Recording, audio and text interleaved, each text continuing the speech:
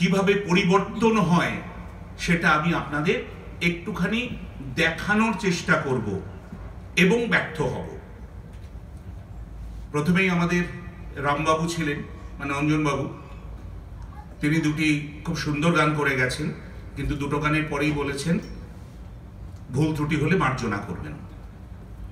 আমি ওনার কথার অনুষঙ্গে বলি, ভুল ত্রুটি হলে না, আমাদের মার্জনা করুন, আমাদের সহ্য করুন, এটা আমি আপনাদের একটু করে দেখাই। ধরা যাক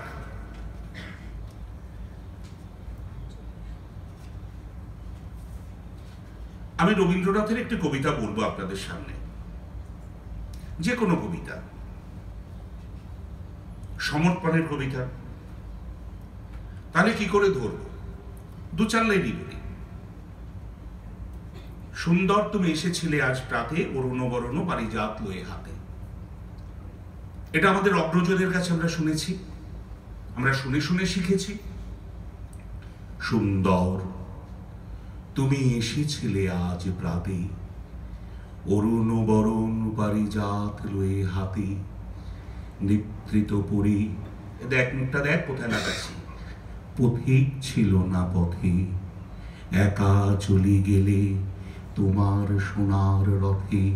আমি কিন্তু মাইক্রোফোনে মুখ ঠেকিয়ে বলছি, দেখুন ফ্লপ আসছে কিনা। বাড়িকে থামিয়া মোর বাতায়ন পানে, চেয়েছিলি তব করুণ নয়ন পাতে।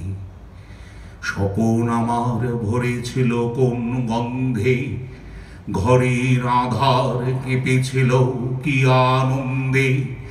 ধুলায় লুটানো নীরব আমার বিনা, বেজে উঠেছিল অনাহত কি আঘাতে। দেখ আমি উঠে কি বলছি, কোনো ফ্লপ আসবে না, তাই অকারণে এখান থেকে বলবার দরকার নেই।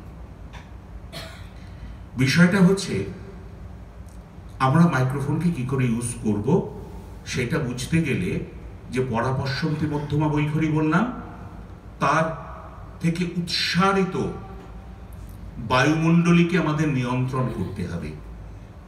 আমি ওপরেই বলি আর নিচেই বলি, আমার ফ্লপ আসবে না যদি আমি বায়ুমণ্ডলীকে নিয়ন্ত্রণ করতে পারি।